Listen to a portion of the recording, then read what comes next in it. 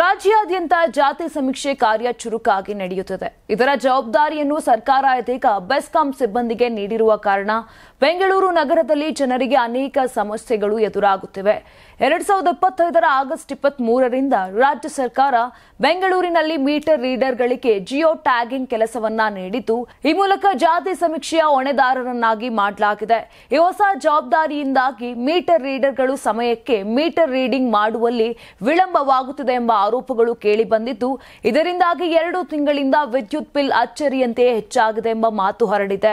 ಪ್ರತಿ ತಿಂಗಳ 11 ಅಥವಾ 12ರಂದು ರೀಡಿಂಗ್ ತೆಗೆದು ಬಿಲ್ ನೀಡುತ್ತಿದ್ದ ಸಿಬ್ಬಂದಿ ಇದೀಗ ಬಿಲ್ ನೀಡುವುದೇ ತಡವಾಗುತ್ತಿದೆ. ಈ ವಿಳಂಬದಿಂದ ಗ್ರಾಹಕರಿಗೆ ಹೆಚ್ಚು ಬಿಲ್ ಬರುವಂತಾಗಿದೆ ಎಂದು ಬೇಸರ ವ್ಯಕ್ತವಾಗಿದೆ. ಇನ್ನು ಸರ್ಕಾರದ ಗೃಹ ಜ್ಯೋತಿ ಯೋಜನೆಯಡಿಯಲ್ಲಿ ಪ್ರತಿ ತಿಂಗಳು 200 ಯೂನಿಟ್ ವಿದ್ಯುತ್ ಉಚಿತ ನೀಡಲಾಗುತ್ತಿದ್ರೂ ಇತ್ತೀಚೆಗೆ ಜನರಿಗೆ ಹೆಚ್ಚು ಬಿಲ್ ಬಂದು ಆರ್ಥಿಕ ಬವಣೆ ಉಂಟಾಗಿದೆ ಎಂಬ ಅಸಮಾಧಾನ ಮೂಡಿದೆ. ಬಿಲ್ ನಿಗದಿತ ಅವಧಿಯಲ್ಲಿ ಕೊಡಬೇಕಾಗಿದ್ದ ಬೆಸ್ಕಾಂ ಗ್ರಾಹಕರಿಗೆ ತೊಂದರೆ ನೀಡಿದ ಹಿನ್ನೆಲೆಯಲ್ಲಿ ಸರ್ಕಾರ ಅಥವಾ ಸಂಸ್ಥೆ ಇದೀಗ ಯಾವ ರೀತಿಯ ಪರಿಹಾರ ನೀಡಲಿದೆ ಎಂಬುದು ಕುತೂಹಲ ಕೆರಳಿಸಿದೆ.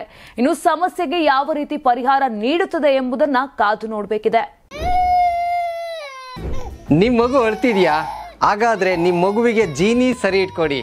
ಯಾಕಂದ್ರೆ ಜೀನಿ ಸರಿ ಇಟ್ಟು ನಿಮ್ಮ ಮಗುವಿಗೆ 100% ಸರಿಯಾದ ಆಹಾರ. ನಿಮ್ಮ ಮಗು ನೆಮ್ಮದಿಯಾಗಿ ನಿದ್ದೆ ಮಾಡಬೇಕಾ, ದಷ್ಟಪುಷ್ಟವಾಗಿ ಬೆಳಿಬೇಕಾ? ಹಾಗಾದ್ರೆ ಜೀನಿ ಸರಿ ಇಟ್ಟು ಕೊಡಿ. ಎಲ್ಲಾ ಮೆಡಿಕಲ್ ಶಾಪ್ಗಳು, ದಿನಸಿ ಅಂಗಡಿಗಳು, ಸೂಪರ್ ಮಾರ್ಕೆಟ್ಗಳಲ್ಲಿ ಲಭ್ಯ. ನಮ್ಮ ಕರ್ನಾಟಕ ರಾಜ್ಯದಲ್ಲಿ ಕಳೆದ ವರ್ಷದ ನೀಟ್ ಮತ್ತು ಐಐಟಿ ಜೆಇಇ ಪರೀಕ್ಷೆಯಲ್ಲಿ ಸಾವಿರಾರು ಉಚಿತ ಮೆಡಿಕಲ್ ಹಾಗೂ ಐಐಟಿ ಸೀಟ್ಗಳನ್ನು ನೀಡಿರುವ ನಮ್ಮ ಹೆಮ್ಮೆಯ ಎಕ್ಸೆಲ್ ಅಕಾಡೆಮಿಕ್ಸ್ ವಿದ್ಯಾಸಂಸ್ಥೆಯಾಗಿದೆ.